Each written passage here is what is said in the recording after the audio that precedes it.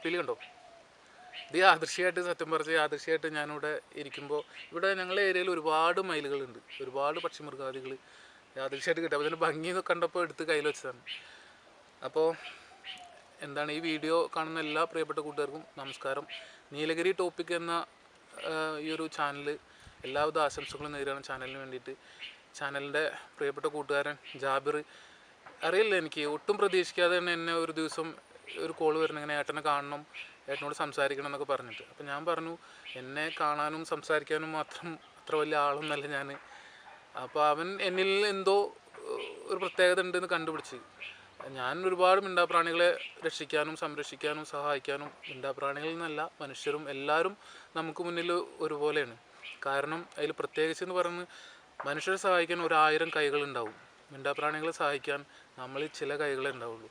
അപ്പോൾ അത് തിരിച്ചറിയുന്ന നാൾ തുടങ്ങിയതാണ് ഈ പാവങ്ങൾക്ക് വേണ്ടി നമ്മളാൽ കഴിയുന്നത് എന്തെങ്കിലും ചെയ്യാൻ എന്ന് കരുതിയത്. അതായത് നമുക്ക് മുന്നേ എന്താ പറയുക, നന്മയുടെ വഴി തെളിച്ചു പോയ ഒത്തിരി പേരുണ്ട്. അപ്പോൾ അവർ നമുക്ക് ആ വഴി തെളിച്ച് തന്നപ്പോൾ അതിലൂടെ നമുക്കും നടന്നാലെന്താ, നമുക്കും അവരെ പിന്തുടരാം. അങ്ങനെ അവരെ ആ നന്മയുടെ വഴി ഫോളോ ചെയ്ത് നടക്കുന്ന ഒരാളാണ് ഞാൻ. അതിലൊരുപാട് കല്ലും മുള്ളും നിറഞ്ഞതുണ്ട്, നമ്മുടെ കാലിൽ ഒരുപാട് ചോരപ്പൊടി, മാനസികമായിട്ട് വിഷമങ്ങൾ ഒത്തിരി. എങ്കിൽ പോലും പ്രതിഫലേച്ഛയില്ലാതെ ആ കർമ്മത്തിലൂടെ, ആ പാതയിലൂടെ നമുക്ക് നമ്മുടെ ജീവിതം എന്നാണ്, ഈ ഭൂമിയിൽ നമുക്ക് എത്രത്തോളം സമയമുണ്ട് അതുവരെ നമ്മൾ ആ കർമ്മത്തിലൂടെ സഞ്ചരിച്ചു കൊണ്ടേയിരിക്കും. ചിലവർ എന്നോട് ചോദിക്കാറുണ്ട്, ഏട്ടന് നായനെ മാത്രമേ ഇഷ്ടമുള്ളൂ, നായനെ മാത്രമേ ഇഷ്ടമുള്ളൂ. ഞാൻ നായനെ റെസ്ക്യൂ ചെയ്യണം ഏറ്റവും കൂടുതൽ ഒരു കണ്ടിട്ടില്ല. എനിക്ക് എല്ലാവരും ഒരുപോലെയാണ്. പക്ഷേ ഇന്ന് കേരളത്തിൽ ഏറ്റവും കൂടുതൽ ദുരിതം അനുഭവിക്കുന്നത് ഈ തെരുവിലെ മിണ്ടാപ്രാണികളാണ്. നായകൾ, തെരുവിലെ എല്ലാ മിണ്ടാപ്രാണികളും ദുരിതം അനുഭവിക്കുന്നത്. കേരളത്തിൽ ഒരു ദിവസം ഉപേക്ഷിക്കപ്പെടുന്നത് 100-ലധികം വിദേശ നായകളാണ്. അപ്പോൾ ഞാൻ പ്രത്യേകിച്ച് ഇപ്പോൾ നായകളെ കുറിച്ചാണ് കൂടുതൽ പറയുന്നുള്ളൂ. കാരണം അവരാണെന്ന് ഏറ്റവും കൂടുതൽ ദുരിതം ഈ കേരളത്തിലെ തെരുവോരങ്ങളിൽ നേരിടേണ്ടി വരുന്നത്. അപ്പോൾ അതുകൊണ്ടാണ്, നിങ്ങൾക്ക് ആർക്കും ബോറടിക്കില്ല എന്ന് വിചാരിക്കുന്നു. ബോറടിക്കാതെ കാണുക. കാരണം നിങ്ങൾ അറിയേണ്ട ഒത്തിരി കാര്യങ്ങൾ ഞാൻ പറയുന്നുണ്ട്. നിങ്ങളാൽ ബന്ധപ്പെട്ട കാര്യങ്ങളാണ് ഞാൻ പറയുന്നത്. നിങ്ങൾക്ക് എല്ലാവർക്കും തോന്നും, നായല്ലേ, അതെന്തൊരു നിസ്സാരമായ കാര്യം, നായ അത്ര കാര്യമായിട്ട് എടുക്കണ്ട. പക്ഷേ എല്ലാവർക്കും നായനെ വളർത്തണം എന്ന് ആഗ്രഹമുണ്ട്. നൂറ്റാണ്ടുകൾക്ക് മുന്നേ മനുഷ്യനൊപ്പം സഞ്ചരിക്കുന്ന, എന്താ പറയുക, ബുദ്ധിയും കൂർമ്മതയുള്ള, ഇണക്കും സ്നേഹമുള്ള, നന്ദിയുള്ള ഒരു ജീവി അത് നായ മാത്രമായിരിക്കും. അന്നൊക്കെ നമ്മളെ ചുറ്റുവട്ടത്തും നമ്മളെ ചുറ്റിലും നമുക്ക് ഓരോ വീടുകളും പണ്ട് കാലത്ത് ഓരോ വീട്ടിലും നായകളുണ്ടായിരുന്നു. പക്ഷേ പിന്നെ നായകളെ അകറ്റി നിർത്തുക, ഇന്ത്യൻ ബ്രീഡ് നായകളെ അകറ്റി നിർത്താൻ തുടങ്ങി. അതെങ്ങനെയെന്ന് വെച്ചാൽ, ഇവിടെ കേരളത്തിൽ പിന്നെ വിദേശ നായ ബ്രീഡ് ബിസിനസ് അങ്ങ് വ്യാപിച്ചു. അതിൻ്റെ ഒരു കാര്യം എന്ന് പറഞ്ഞാൽ, അതുകൊണ്ടാണ് അന്ന് മുതലാണ് നമ്മൾ തെരുവ് നായകളെ, അതായത് നാടൻ നായകൾ തെരുവ് നായകളായി അങ്ങനെ ആവാൻ തുടങ്ങി ഏറ്റവും കൂടുതൽ. അതുമാത്രമല്ല, പെരുകാൻ തുടങ്ങാൻ കാരണം ഈ വിദേശ നായകളെ വളർത്തുന്നതും ഒരു സമയം കഴിയുമ്പോൾ അവർക്ക് രോഗം വരുമ്പോഴും, അവർക്ക് മുറിവാകുമ്പോഴും, അവർക്ക് രോമം കൊഴിയുമ്പോഴും ഈ വളർത്തുന്ന ആളുകൾ ഒരു ദയാദാക്ഷിണ്യമില്ലാതെ നായകളെ കൊണ്ടുപോയി തെരുവിൽ കളയുന്നൊരു അവസ്ഥ വന്നു. ആ കളയുന്ന നായകളും പിന്നെ തെരുവിലെ നായകളുമായിട്ട് ക്രോസ് ചെയ്തിട്ട് അവിടെ വീണ്ടും നായ പ്രജനനം വർദ്ധിക്കുകയാണ്. അപ്പോൾ ഈ തെരുവ് നായ പ്രജനനം നിയന്ത്രിക്കാൻ വേണ്ടിയിട്ടാണ് പണ്ട് കാലത്ത്, എനിക്ക് ഓർമ്മയുണ്ട്, നമ്മളെ ഇടവഴികളിലൊക്കെ നായപ്പിടുത്തക്കാർ വന്നിട്ട് നായനെ കൊന്ന് വളരെ, എന്താ പറയുക, ക്രൂരമായിട്ട് കൊന്നു കൂട്ടിയിട്ടുണ്ടാവും. അങ്ങനെ അത് വല്ലാത്തൊരു ക്രൂരതയാണ് തിരിച്ചറിഞ്ഞിട്ടാണ് അനുപം ത്രിപാഠി എന്നൊരു വക്കീലോട്ട് അവർ സുപ്രീം കോടതിയിൽ അർജി കൊടുത്തിട്ടാണ് 2001 അതിൽ നമ്മുടെ മേനകാന്തിക്ക് ഇടപെട്ടിട്ടുണ്ട്. 2001 തെരുവ് നായ പ്രജനന നിയന്ത്രണ ചട്ടം കൊണ്ടുവന്നത്, നായകളുടെ അമിതമായ പ്രജനനം നിയന്ത്രിക്കാൻ വേണ്ടി, അതായത് ABC, അനിമൽ ബർത്ത് കൺട്രോളിങ്. അത് 2001 നിലവിൽ. അന്ന് ആ ആദ്യകാലത്തൊക്കെ അത് കണ്ടിന്യൂ ആയിട്ട് നടന്നിരുന്നു ഓരോ ജില്ലകളിലും. പക്ഷേ ഇന്ന് 1 വർഷത്തോളമായിട്ട് കേരളത്തിൽ ഒരു ജില്ലകളിലും പ്രോപ്പറായിട്ട് വന്ധീകരണം നടക്കുന്നില്ല. നിങ്ങൾ പലപ്പോഴും കണ്ടിട്ടുണ്ടാവും, നമ്മുടെ ചുറ്റുവട്ടത്ത് ഒരുപാട് നായകൾ അനിയന്ത്രിതമായിട്ട് പ്രസവിച്ചു കൊണ്ടിരിക്കുകയാണ്. നമ്മളൊരു പഞ്ചായത്തിലും ഒരു നായ പ്രസവിക്കുന്ന 6-8 കുട്ടികളാണ്. അങ്ങനെ നമ്മൾ പഞ്ചായത്തിൽ എത്ര നായകളുണ്ടാവും നിങ്ങൾ തന്നെ ആലോചിച്ച്. ഇതിങ്ങനെ പെരുകിക്കൊണ്ടേയിരിക്കാം. അപ്പോൾ ഈ നായകൾ പെരുകുന്നതിനെ നിയന്ത്രിക്കാൻ വേണ്ടിയിട്ടുള്ളതാണ് ഈ അനിമൽ ബർത്ത് കൺട്രോളിങ്. അത് ഇന്ന് പ്രോപ്പറായിട്ട് ഒരു ജില്ലയിലും നടക്കുന്നില്ല. അതിൻ്റെ പ്രധാന ഭവിഷ്യത്ത് കാലം നമ്മൾ മുന്നോട്ട് പോകുന്നതോറും വലിയൊരു ദുരന്തമായി മാറും. കാരണം അത് ബന്ധപ്പെട്ട വകുപ്പ്, മൃഗസംരക്ഷണ വകുപ്പ്, ഓരോ പഞ്ചായത്തുമായി ബന്ധപ്പെട്ട് ചെയ്യേണ്ട കാര്യങ്ങളാണത്. അത് നടക്കുന്നില്ല. അത് വളരെ ഒരു ദോഷത്തിലേക്കാണ് പോകുക. അപ്പം നിങ്ങളെല്ലാവരും, പൊതുജനങ്ങൾ അത് തിരിച്ചറിയണം. അപ്പോൾ പിന്നെ എന്നുള്ളത് പറയുന്നത്, അത് നിയന്ത്രിക്കാൻ വേണ്ടിയിട്ട്, ഈ തെരുവുനായ പ്രജനനം നിയന്ത്രിക്കാൻ വേണ്ടി ഒന്നാമത്തെ ABC, രണ്ടാമത്തെ ഒരു പ്രധാന പരിഹാര മാർഗ്ഗം എന്ന് പറയുന്നത് നമ്മൾ നാടൻ നായ്ക്കുഞ്ഞുങ്ങളെ ദത്തെടുത്ത് വളർത്തുക എന്നുള്ളതാണ്. നാടൻ നായ്ക്കുഞ്ഞുങ്ങളെ നമ്മൾ ദത്തെടുത്ത് വളർത്തും. ഞാൻ എപ്പോഴും എൻ്റെ ഒരു സന്ദേശമാണ് ഞാൻ പ്രചരിപ്പിക്കുകയുള്ളത്, നാടൻ നായ്ക്കുഞ്ഞുങ്ങളെ ദത്തെടുത്ത് വളർത്തു, നിങ്ങളും നാടിൻ്റെ നന്മയുടെ ഭാഗമാകുമെന്ന്. കാരണം നമ്മളൊരു നാടൻ നായക്കുഞ്ഞിനെ ദത്തെടുത്ത് വളർത്തുമ്പോൾ ഒരു ഒരു 100 തലമുറ തെരുവിൽ അലഞ്ഞ് ദുരിതമനുഭവിക്കുന്ന തലമുറ രക്ഷപ്പെടുകയാണ്. അപ്പോൾ ആ നായനെ നമ്മൾ ദത്തെടുത്ത് വളർത്തുമ്പോൾ പിന്നെ വീണ്ടും തെരുവിൽ നായകൾ പെരുകുന്നില്ല, അത് ദുരിതം അനുഭവിക്കുന്നില്ല. അപ്പോൾ ഞാൻ ഈ ലോക്ക്ഡൗണായിട്ട് ഞാൻ അഡോപ്ഷൻ കൊടുത്തത് ഹെൽപ്പ് ഫോർ ആനിമൽസ് കേരള പറഞ്ഞിട്ട് എൻ്റെ ഒരു വാട്സപ്പ് ഗ്രൂപ്പുണ്ട്, ഹെൽപ്പ് ഫോർ ആനിമൽസ് എന്ന് പറഞ്ഞ എൻ്റെ ഒരു യൂട്യൂബ് ചാനൽ, പിന്നെ ഫേസ്ബുക്ക്. അപ്പോൾ ഇതൊക്കെ സൃഷ്ടിച്ചതെന്ന് പറയുന്നത് ഞാൻ ചെയ്യുന്ന കർമ്മങ്ങൾ അത് മറ്റുള്ളവരിലേക്ക് എത്തിക്കാൻ വേണ്ടിയിട്ട്, അതിനെക്കുറിച്ച് ഞാൻ പറയാം. അപ്പോൾ നമ്മൾ ഓരോ നായക്കുഞ്ഞുങ്ങളെ നമ്മൾ പറയുകയാണ്, നാടൻ നായക്കുഞ്ഞുങ്ങളെ നിങ്ങളെല്ലാവരും ഇനിയെങ്കിലും ഒരു നായനെ വളർത്താൻ ആഗ്രഹിക്കുന്നുണ്ടെങ്കിൽ നിങ്ങൾ ഒരു നാടൻ നായക്കുഞ്ഞുങ്ങളെ ദത്തെടുത്ത് വളർത്തുക. കാരണം നാടൻ നായക്കുഞ്ഞുങ്ങൾക്കാണ് ഏറ്റവും കൂടുതൽ രോഗപ്രതിരോധ ശേഷി ഉള്ളത്. അവരാണ് നമ്മളെ ഇന്ത്യൻ ബ്രീഡ്. വിദേശ ബ്രീഡ് ബിസിനസ് വിദേശ നായയുടെ കാര്യം ഞാൻ പറഞ്ഞുതരാം. അവരോട് ചെയ്യുന്ന ഒരു ക്രൂരതയാണ് നമ്മളെ കേരളത്തിൽ നിന്ന് നടന്നുകൊണ്ടിരിക്കുന്നത്, ഇന്ത്യയിൽ. കാരണം വിദേശ നായകൾ എന്ന് പറയുന്നത് വിദേശ രാജ്യങ്ങളിലെ കാലാവസ്ഥയുമായിട്ട് ഇണങ്ങിച്ചേർന്ന് അവിടുത്തെ കാലാവസ്ഥയാണ് ഇണങ്ങിച്ചേർന്ന ശരീരഘടനയാണ് അവർ സൃഷ്ടിക്കപ്പെട്ടുള്ളത്, പ്രകൃതി സൃഷ്ടിക്കപ്പെട്ടിട്ടുള്ളത്. അപ്പോൾ ആ നായകളെ ഇവിടെ കൊടുന്നിട്ട് നമ്മുടെ അന്തരീക്ഷത്തിൽ ഒരിക്കലും അവർക്ക് പിടിച്ചു നിൽക്കാൻ കഴിയാത്ത അന്തരീക്ഷത്തിൽ കൊടുന്നിട്ട് നിർബന്ധിതമായി ജനിപ്പിച്ച് ഒരുപാട് പ്രശ്നങ്ങൾ നേരിടും. വെറ്റിനറി ഹോസ്പിറ്റലിൽ ഞാനൊക്കെ മാസത്തിൽ 4 പ്രാവശ്യം പോകുന്നതാണ്. മണ്ണുത്തിയിലാണ് എനിക്ക് പ്രധാനമായിട്ട് പോവാറ്. ആ ഹോസ്പിറ്റലിലൊക്കെ പോയാൽ കരൾ രോഗം, കിഡ്നി രോഗം, സ്കിൻ ഇഷ്യൂ, മറ്റുള്ള അസുഖങ്ങളെല്ലാം പിടിപെട്ടിട്ടാണ് ഈ പാവം ഡോഗ്സ് വരുന്നത്. അത് വളരെ ദുഃഖകരമായൊരു കാര്യമാണ്. അതുമാത്രമല്ല ലക്ഷങ്ങൾ വിലയുള്ള, അതുപോലെ ഇപ്പം അടുത്ത് എനിക്ക് എപ്പോഴും ഓർമ്മ, നിലമ്പൂരിൽ 40,000 രൂപ വിലയുള്ള സെൻറ്റ് ബെർണാർഡ് ഡോഗിനെയാണ് ഉപേക്ഷിച്ചത്. അങ്ങനെ ഒരുപാട് കേസുകൾ കേരളത്തിൽ ഇന്ന്. നായകളെ വളർത്തുമ്പോൾ ഈ നായകളെ വളർത്താൻ നിയമമുണ്ട്, അതിൻ്റെ നിയമങ്ങൾ മാനദണ്ഡങ്ങളുണ്ട്. നായ ബിസിനസ്സിന് നിയമങ്ങൾ മാനദണ്ഡങ്ങളുണ്ട്, ലൈസൻസ് കാര്യങ്ങളുണ്ട്. പക്ഷേ ഇതൊന്നും ആരും ശ്രദ്ധിക്കുന്നില്ല, ബന്ധപ്പെട്ട വകുപ്പ് പോലും ശ്രദ്ധിക്കുന്നില്ല. അതുകൊണ്ട് മനുഷ്യൻ ചെയ്യുന്ന ക്രൂരതയുടെ ഫലമായിട്ടാണ് ഈ മിണ്ടാപ്രാണികൾ ഇതൊക്കെ അനുഭവിച്ചുകൊണ്ടിരിക്കുന്നത്. എല്ലാവരോടും നായനെ വളർത്തുന്നവരും വളർത്താൻ പോകുന്നവരോട് എനിക്ക് പറയാനുള്ള ഒരു കാര്യം എന്ന് പറഞ്ഞു, നിങ്ങൾ നായനെ വളർത്തുമ്പോൾ ദയവ് ചെയ്തിട്ട് നിങ്ങൾ ആലോചിക്കുക, എനിക്ക് നായനെ വളർത്താൻ എൻ്റെ വീട്ടിലെല്ലാവർക്കും സമ്മതമാണോ എന്ന് നിങ്ങൾ ചിന്തിക്കുക. എല്ലാവരോടും സമ്മതം മേടിക്കുക. പിന്നെ അത് മാത്രമല്ല, വാടക വീട്ടിലാണെങ്കിൽ നിങ്ങൾ ഒരിക്കലും നായനെ വളർത്താതെ ഇരിക്കുക. അതിൻ്റെ പോയിന്റ് ഞാൻ പറയാനുള്ള കാരണം എന്ന് പറഞ്ഞാൽ, വാടക വീട്ടിലാകുമ്പോൾ നിങ്ങളൊരു കുറച്ച് കഴിഞ്ഞ് നിങ്ങൾ വീട് മാറേണ്ട ഒരു അവസ്ഥ വന്നാൽ, അയ്യോ ഇനി അടുത്ത വീട്ടിലെ ഓണർക്ക് നായനെ ഇഷ്ടമല്ല, അവിടെ നിർത്താൻ പറ്റില്ല, അപ്പോൾ ഞങ്ങളിതിന് എന്ത് ചെയ്യും എന്ന് പറഞ്ഞിട്ട് ഒരുപാട് കോളുകൾ എനിക്ക് വരാറുണ്ട്. അപ്പോൾ അതുകൊണ്ടാണ് ഞാൻ പറയുന്നത്, നിങ്ങൾ നായനെ വളർത്തുമ്പോൾ ജീവിതത്തിൽ അതിനെ കൈമാറാനോ അല്ല ഉപേക്ഷിക്കാനോ ഉള്ളൊരവസ്ഥ വരരുത്. നായനെ വളർത്തുമ്പോൾ അതിൻ്റെ സ്വാഭാവിക മരണം വരെ അതിനെ ഉപേക്ഷിക്കാതെയും കൈമാറാതെ അതിനെ വീട്ടിലൊരു അംഗത്തെ പോലെ സ്നേഹിച്ച് വളർത്താനുള്ള ഒരു മനസ്സുണ്ടെങ്കിൽ മാത്രം നിങ്ങൾ നായനെ വളർത്താൻ ശ്രമിക്കുക. അല്ലാതെ ഗൾഫിൽ നിന്ന് ലീവിന് വരുമ്പോൾ എനിക്കൊരു നായനെ വളർത്തണം, അല്ലെങ്കിൽ വീട്ടിൽ അംഗസംഖ്യ കുറവുള്ള ആളുകൾ ആ വീട്ടിൽ നായനെ മറ്റാർക്കും ഇഷ്ടമല്ല, നിങ്ങൾക്ക് മാത്രമേ ഇഷ്ടമുള്ളൂ. ഒരു കുറച്ച് ദിവസങ്ങൾക്ക് ശേഷം നിങ്ങൾ ഗൾഫിൽ പോകേണ്ട ഒരു അവസ്ഥ വന്നാൽ ഇനിയിപ്പോൾ ഞാൻ ഈ നായനെ എന്താ ചെയ്യുക, മറ്റുള്ളവർക്ക് കൊടുക്കണം, അല്ലെങ്കിൽ എവിടെയെങ്കിലും കൊണ്ടുപോയി കളയുക. ഒരിക്കലും അങ്ങനെ ചിന്തിക്കരുത്. നിങ്ങൾ നായനെ വളർത്തുകയാണെങ്കിൽ നിങ്ങൾക്ക് അതിനെ ജീവിതകാലം മുഴുവൻ ഉപേക്ഷിക്കാതെ വീട്ടിലൊരു അംഗത്തെ പോലെ സ്നേഹിച്ച് വളർത്താൻ കഴിയുമെങ്കിൽ മാത്രം നിങ്ങൾ നായനെ വളർത്തുക. സത്യം പറയുകയാണെങ്കിൽ എന്നോട് ഒരുപാട് പേര് ചോദിക്കാറുണ്ട്, എന്താണ് ഈ ഫീൽഡിലേക്ക് ഇറങ്ങാൻ കാരണം എന്ന് പറഞ്ഞാൽ, എൻ്റെ കർമ്മമാണ്. നമുക്ക് ഓരോരുത്തർക്കും ഓരോ കർമ്മങ്ങൾ നിയോഗിച്ചിട്ടുണ്ട്. നമ്മുടെ ജന്മത്തിൻ്റെ ഒരു ഭാഗം ജന്മനിയോഗം എന്ന് പറയുന്നത് ഉള്ളിലുള്ള ആ നന്മയെ നിങ്ങൾ തിരിച്ചറിയാം. അത് നമ്മൾ തിരിച്ചറിയണം, നമുക്ക് എന്താണ് നമുക്ക് ചെയ്യേണ്ടത്. നമ്മുടെ കൺമുന്നിലുള്ള ചില കാര്യങ്ങളെ നമുക്ക് കണ്ണടച്ചും കാതടച്ചും നമുക്ക് കടന്നു പോകാതിരിക്കാൻ പറ്റില്ല. അപ്പോൾ ശരിക്കും കണ്ണ് തുറന്ന് അവിടുത്തെ കാഴ്ചകൾ കാണുക. നമുക്ക് എന്താ അവർക്ക് വേണ്ടി ചെയ്യാൻ കഴിയുക, മനുഷ്യനായാലും മിണ്ടാപ്രാണികളായാലും നമുക്ക് അവർക്ക് വേണ്ടി എന്താ ചെയ്യാൻ കഴിയുക, അത് ജസ്റ്റ് ചെയ്യുക. അപ്പോൾ അങ്ങനെ ഞാൻ എൻ്റെ നാട്ടിൽ വന്നപ്പോൾ ഒരു ചങ്ങരംകുളത്ത്, ഞാൻ വിദേശത്ത് നിന്ന് വന്നിട്ട് ഒരു 5 വർഷത്തോളമായി ഇപ്പോൾ. അപ്പോൾ ഫസ്റ്റ് വന്ന സമയത്താണ് ഒരു ചങ്ങരംകുളത്ത് വണ്ടി ഇടിച്ചൊരു നായ, കറമ്പി എന്ന് പേരിട്ടു അവൾക്ക്. പിന്നെ അവളെൻ്റെ ആത്മാവിൽ അലിഞ്ഞു ചേർന്നു എന്ന് പറയാം.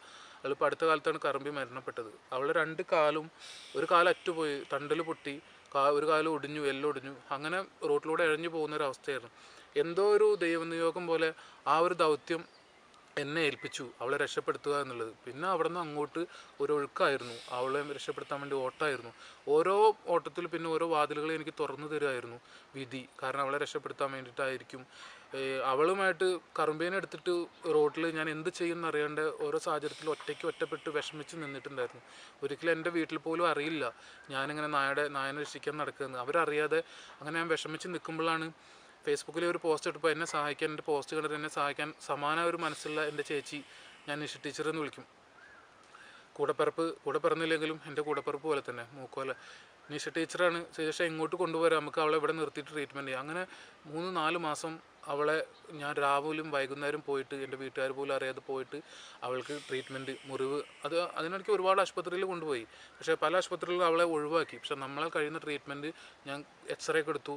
അങ്ങനെ നട്ടലിന് പൊട്ടുണ്ട്, എന്നാലും അവൾ കുഴപ്പമില്ലാതെ ജീവിക്കുക. പിന്നെ കാൽ രണ്ടും ആംബിറ്റേഷൻ ചെയ്യണമെന്ന് പറഞ്ഞു. അങ്ങനെ അവിടെ നിന്ന് അവളെ വീട്ടിലുള്ള യാത്രയായിരുന്നു. എന്നും രാവിലെ ഞാൻ ചെല്ലുമ്പോൾ കാപ്പിയിട്ട് മൂത്രമൊഴിച്ചിട്ട്, അപ്പോൾ ഞാൻ വരാൻ നേരം വൈകിയാലും ടീച്ചറും കുടുംബം അവരുടെ ആ ടീച്ചറുടെ ഒരു മനസ്സാണ് ഇന്ന് ഞാനും എനിക്ക് ഇത്രയും മിണ്ടാപ്രാണികളെ രക്ഷിക്കാനും ഇങ്ങനെയൊക്കെ ആവാനൊക്കെ ഉള്ള ആ ഒരു ഇത് നമുക്ക് താങ്ങും തണലായത്. ടീച്ചറെ പോലെ തന്നെ ഒരുപാട് മനസ്സുകൾ വിദേശത്ത് നിന്നുള്ള എൻ്റെ പ്രവൃത്തികളും എൻ്റെ എഴുത്തുകളും വാക്കുകളും ഒക്കെ കണ്ടിട്ട് അത് തിരിച്ചറിഞ്ഞിട്ട് സഹായിക്കാനുള്ള ഒരു മനസ്സ്, അല്ല നമുക്കൊരു ശക്തിയായിട്ട് സ്നേഹത്തോടൊരു വാക്കായിട്ട് സപ്പോർട്ട് ചെയ്ത് നിൽക്കുന്ന ഒത്തിരി പേരുണ്ട്. ആ ഒരു മനസ്സിൻ്റെ ഒരു ഇതിലാണ്, അതാണ് എൻ്റെ ശക്തി. ഞാൻ മുന്നോട്ട് ഇപ്പോഴും പോയിക്കൊണ്ടിരിക്കുന്നത്. ഒരുപാട് മിണ്ടാപ്രാണികളെ സഹായിക്കാൻ കഴിഞ്ഞതും ഇതുവരെ ഒരു 200ഓളം റെസ്ക്യൂ ചെയ്തിട്ടുണ്ടാവും. അത് റെസ്ക്യൂ ചെയ്യാന്ന് പറഞ്ഞാൽ നമ്മൾ വിചാരിക്കും അത് ആരെങ്കിലും ചെയ്തോളും. ഇപ്പോൾ ഇന്ന് ഞാൻ വരുമ്പോൾ ഉച്ചയ്ക്ക് ഞാൻ വീട്ടിലേക്ക് വരുന്ന വഴി ഒരു പൂച്ച വണ്ടി ഇടിച്ച് കിടക്കുന്നുണ്ട്.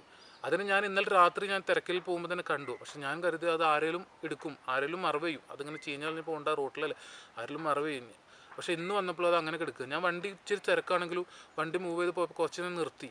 അപ്പോൾ അത് ഞാൻ തന്നെ ചെയ്യല, ഞാൻ ആരെ കാത്തിക്കണം എന്തിനാ? ഇവിടെ നമുക്ക് ആരും കാത്തിക്കണ്ട, ബോധ്യപ്പെടുത്തണ്ട. നമ്മളെ മുന്നിൽ കാണുന്നത് നമുക്ക് സമയവും സാഹചര്യവും നമുക്ക് അനുകൂലമാണെങ്കിൽ തീർച്ചയായിട്ടും അത് ചെയ്യുക. അപ്പോൾ പക്ഷെ ഞാൻ പ്രതീക്ഷിച്ച എന്നെപ്പോലെ നമ്മുടെ പ്രവൃത്തികൾ മറ്റുള്ളവരിലേക്ക് എത്തിക്കുന്നത് എന്തിനാണെന്ന് കണ്ടപ്പോൾ ഇത് നിങ്ങൾ കണ്ടുകൊണ്ടിരിക്കുന്ന നിങ്ങളോട് ഞാനിത് പറയുമ്പോൾ നിങ്ങൾക്കത് ഇൻസ്പിറേഷൻ ആവും. നമുക്ക് മുന്നേ നന്മകൾ ചെയ്തു പോയ മറ്റുള്ള ആളുകളെ ഫോളോ ചെയ്തിട്ട് നടക്കുന്ന ഒരാളാണ്. അപ്പോൾ ഞാൻ ചെയ്യുന്ന കർമ്മങ്ങൾ അത് നിങ്ങളോട് പങ്കുവെക്കുമ്പോൾ നിങ്ങളും ചിന്തിക്കണം. ഒരാളെങ്കിലും എനിക്കും ഇതുപോലെ ആയെന്താ, എനിക്കും ഇതുപോലെയൊക്കെ മിണ്ടാപ്രാണികൾക്ക് വേണ്ടി ചെയ്യണം ചിന്തിക്കും. അതാണ് എൻ്റെ സന്തോഷം. അങ്ങനെ സോഷ്യൽ മീഡിയയിലൂടെ എൻ്റെ വാക്കുകളും എൻ്റെ പ്രവൃത്തികളും എഴുത്തുകളും കണ്ടിട്ട് അങ്ങനെ മാറിയ ഒത്തിരി പേരുണ്ട്. പിന്നെ സ്നേക്ക് റെസ്ക്യൂ ഒത്തിരി ചെയ്യാറുണ്ട്. സ്നേക്ക് റെസ്ക്യൂ ഇനിയിപ്പോൾ ലൈസൻസ് വേണം, അപ്പോൾ അതിന് ഞാൻ ഫോം എഴുതി കൊടുത്തിരുന്നു. ഇന്ന് വിളിച്ചിട്ടുണ്ടായിരുന്നു, ചൊവ്വാഴ്ചയാണ് എൻ്റെ ട്രെയിനിങ്.